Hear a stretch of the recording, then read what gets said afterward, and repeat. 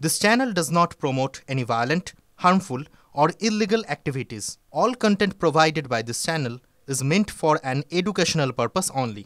শুরুতে চলে যাই নৈহাটিতে, কারণ সেখানে গুলি চলেছে, খুন হয়েছেন তৃণমূল কর্মী। এই মুহূর্তের খবর, নৈহাটির ব্যানার্জি পাড়ার ঘটনা। তৃণমূল কর্মীকে গুলি করে খুন। নিহত তৃণমূল কর্মীর নাম সন্তোষ যাদব। কিন্তু কি কারণে এই খুন, কি কারণে গুলি চললো, এই বিষয়গুলো জানবো। আমাদের প্রতিনিধির সাথে যোগাযোগ করার আমরা চেষ্টা করছি। দুষ্কৃতীদের খোঁজে পুলিশে ইতিমধ্যে তল্লাশি শুরু করেছে। এলাকা থমথমে, চাঞ্চল্য, উদ্বেগ রয়েছে, আতঙ্ক রয়েছে এলাকাবাসীর মধ্যে। এবার নৈহাটিতে চলেছে গুলি, খুন তৃণমূল কর্মী। নৈহাটির ব্যানার্জি পাড়ায় তৃণমূল কর্মীকে গুলি করে খুন। নিহত তৃণমূল কর্মীর নাম জানা যাচ্ছে সন্তোষ যাদব। দুষ্কৃতীদের খোঁজে পুলিশের তল্লাশি। অনন্ত চট্টোপাধ্যায় আমাদের প্রতিনিধি এই মুহূর্তে আমাদের সঙ্গে রয়েছেন। অনন্ত, কি কারণে গুলি, কেন এই খুন, এর পেছনে কি কারণ উঠে আসছে, পুলিশ কি বলছে? অনন্ত, কি কারণে গুলি, কি কারণে খুন, পুলিশ কি বলছে? দেখো, পুলিশ এখনো পর্যন্ত কোনো ক্যামেরার সামনে মুখ খুলতে চায়নি। তবে এই গুলির ঘটনা সম্পর্কে নৈহাটির বিধায়ক সনদ দে আমার সামনে রয়েছেন। তিনি কি বলছেন একটু শুনে নি। কেন এই গুলির ঘটনা, কেন? এটা লোকসভা নির্বাচন। আমার দলের তৃণমূল কংগ্রেসের সক্রিয় কর্মী, তার নাম সন্তোষ যাদব। কি হয়েছিল?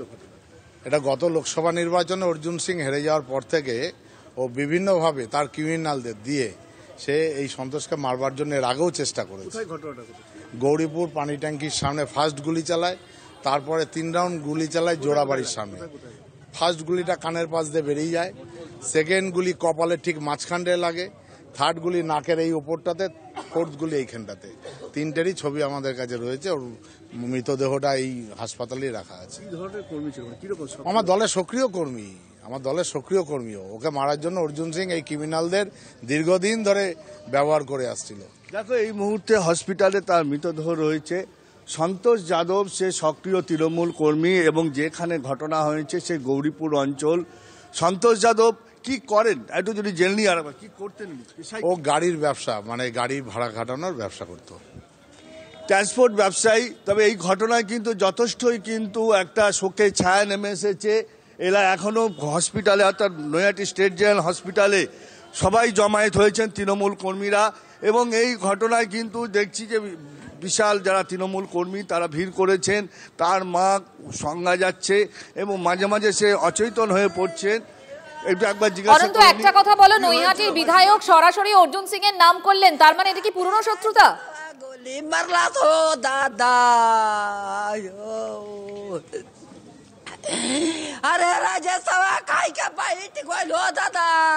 अपने छोटा बेटा के बिया के बबुआ लोग से कहत रही कि हमार तो रानी बानी, हमरा तो कोनो कमाई नहीं के। দেখো, এই মুহূর্তে অনন্ত, তুমি আমাদের সঙ্গে থাকো। এই মুহূর্তে আমাদের সঙ্গে রয়েছেন অর্জুন সিং। কিছুক্ষণ আগে আমরা যে খবর পেয়েছি অর্জুন বাবু, যে এই যে আবারও নৈহাটিতে গুলি চলেছে এবং সন্তোষ যাদব বলে একজনের গুলি লেগেছে, তার মৃত্যুও হয়েছে, এবং নৈহাটির বিধায়ক বলছেন যে আপনার লোকজন এর পেছনে রয়েছে, কি বলবেন?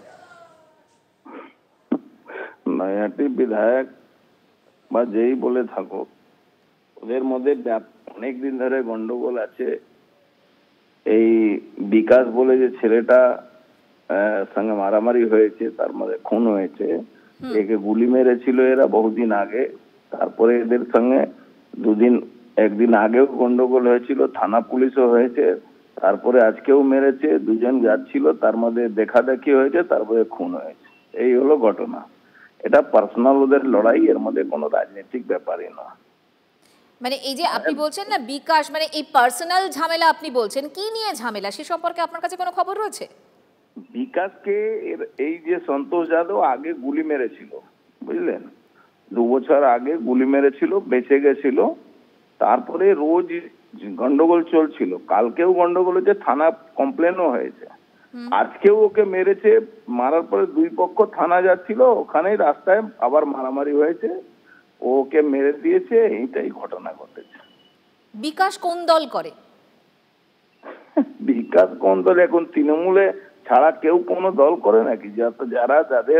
যারা এখানে নৈহাটিতে যে অবস্থা করে রেখে দিয়েছে, ব্যারাকপুরে যেভাবে গুন্ডারাজ চলছে কোনো লোক কোনো অন্য দল করবে মানে আপনি বলছেন তৃণমূলের গোষ্ঠীদ্বন্দ্ব? আর কি, অ্যাকচুয়ালি এটা গোষ্ঠীদ্বন্দ্ব বলে নয়, এটা পার্সোনাল লড়াই আছে। এটা কোনো গোষ্ঠীদ্বন্দ্ব আমি মনে করি না, এটা ওদের পার্সোনাল লড়াই। যেহেতু বিকাশকে আগেও মেরেছিল, এই সন্তোষ যাদব মেরেছিল, আরো কয়েকজন ছিল, তারপরে কালকেও একে মেরেছে, কালকে ওর বাড়িঘরও ঝামেলা আছে, এটা পার্সোনাল। অনেক ধন্যবাদ আমাদের সঙ্গে কথা বলার জন্য। অনন্ত, এই মুহূর্তে কি চলছে, এলাকার মানুষ কি বলছেন, পরিবার কি বলছে? দেখো, এই মুহূর্তে যে আমার সাথে রয়েছে, সামনে রয়েছে নৈহাটি পৌরসভার পৌরপ্রধান অশোক চ্যাটার্জি। ঘটনা যে ঘটছে, বিকাশ কারা, যে বিকাশের বিরুদ্ধে অভিযোগ উঠছে, সে বিকাশ কারা, যেটা কালকেও ঝামেলা হয়েছিল এদের সাথে, আজ থানায় অভিযোগ দায়ের হয়েছিল। না না, এই ধাওড়া রাজেশকে আপনি পুলিশের কাছে জিজ্ঞেস করবেন, এর বহু ক্যারেক্টার আছে, বহু রেকর্ড আছে। ধাওড়া রাজেশ আজকের ক্রিমিনাল না, ধাওড়া রাজেশ বন্ডেড ক্রিমিনাল। এবং ধাওড়া রাজেশের একটা ওই যে অর্জুন সিংয়ের একটা পোষা কিছু ছেলে আছে না, পোষা অ্যান্টি সোশ্যাল আছে, তার মধ্যে ধাওড়া রাজেশ একটা।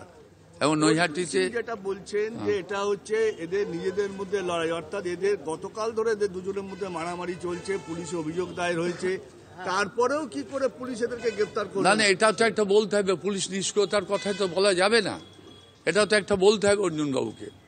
অর্জুনবাবুকে যেটা বলতে হবে, যেটা চিরকাল অর্জুনবাবু নেগেটিভ কথা বলেছে, সেটা অর্জুনবাবুকেই বলতে হবে। ধাওড়া রাজে সেখানে গৌরীপুরে নৈহাটি থানার অফিসাররা জানে না, বিগত দিনের অফিসাররা। আপনি নৈহাটি থানায় গিয়ে ক্রিমিনাল রেকর্ড সার্চ করুন, ধাওড়া রাজেশের নাম একদম সুন্দরভাবে লেখা আছে। এবং ধাওড়া রাজের সঙ্গে অর্জুন সিংয়ের বহু জায়গায় বহু কিছু আছে। নৈহাটি ধাওড়া রাজেশ অর্জুন সিংয়ের হয়ে ভোট পরিচালনা করছে গৌরীপুরে, এবং ধাওড়া রাজেশ ওখানে একটা অবৈধ মদের ব্যবসা চালায়। এবং কি যে গুন্ডারাজ দমনের কথা প্রতিশ্রুতি দিয়েছিলেন আপনারা, আপনার সাংসদ, সেটা কি তাহলে গুন্ডারাজ দমন হলো না? না না, রাতারাতি কি অন্ধকার কালো দেওয়া যায়? নৈহাটি কি আস্তে আস্তে যে অন্ধকার ছিল, সে অন্ধকারচ্ছন্ন নৈহাটি আছে কি? এবং বিগত দিনে পার্থভৌমিক বিধায়ক ছিলেন, এবং বর্তমান যে নৈহাটির ক্যারেক্টার ছিল বিগত দিনে 2011 সালে পার্থভৌমিক ক্ষমতায় আসার পর নৈহাটি কি গুন্ডা হয়েছে? আমরা তো অবাক হয়ে গেলাম যে আজকে বোর্ড মিটিং ছিল, আমরা বোর্ড মিটিং তুলে বাইরে বেরিয়ে আসলাম, আমরা অবাক হয়ে গেলাম। নৈহাটি দিনদাহারে বহুদিন পরে নৈহাটি সেই আজ থেকে 2008 সাল 9 সালের একটা চরিত্রের বহিঃপ্রকাশ ঘটলো। নৈহাটি বিধায়ক পার্থভৌমিক হওয়ার পর নৈহাটি ক্রিমিনাল রাজত্ব তো শেষ হয়ে গেছে, নেই তো। নৈহাটির বোম পড়ে না, আবার কি শুরু হলো না? আবার শুরু হলো না, আবার শুরু করার চেষ্টা করা। অনন্ত, আমি তোমার কাছে আসবো, তুমি আমাদের সঙ্গে থাকো। এই মুহূর্তে আমাদের সঙ্গে রয়েছেন প্রাক্তন পুলিশ কর্তা অরিন্দম আচার্য। অরিন্দম বাবু, আমরা মালদা হোক বা উত্তর 24 পরগনা, মানিকচক, কালিয়াচক হোক বা আজ নৈহাটি, আবারও শুট আউট। পুলিশ জানতো যাদের মধ্যে ব্যক্তিগত রোষের জন্য আজকের ঘটনা, তাতেও বলছে যে পুলিশের ডায়েরিতে লেখা রয়েছে, তারপরেও এই শুট আউট পুলিশ আটকাতে পারে না, কেন বলুন তো? না, এখানে তো একটা বিরাট প্রশ্ন এই জায়গাটা, যে পুলিশ অ্যাডমিনিস্ট্রেশন কি টোটালি প্যারালাইজড হয়ে গেল?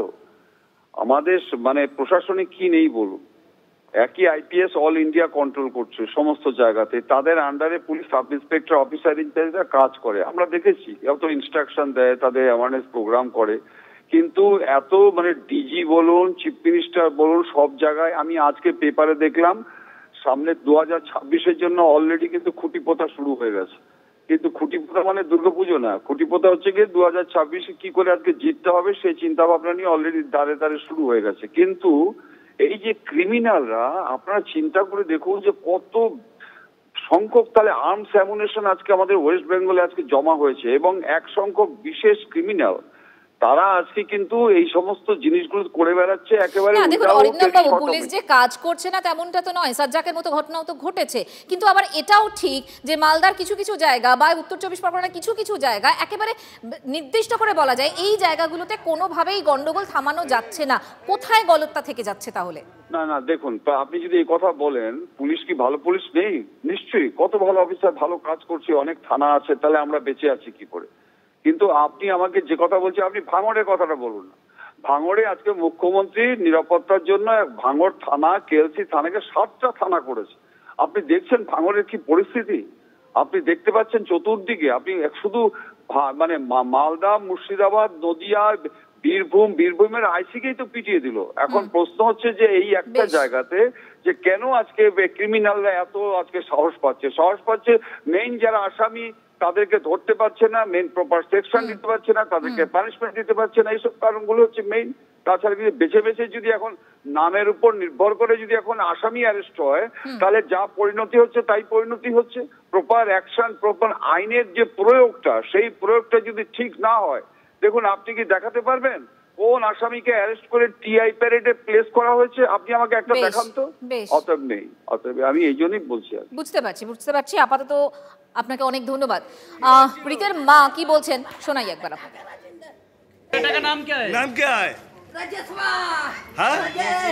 राजेश किसने मारा?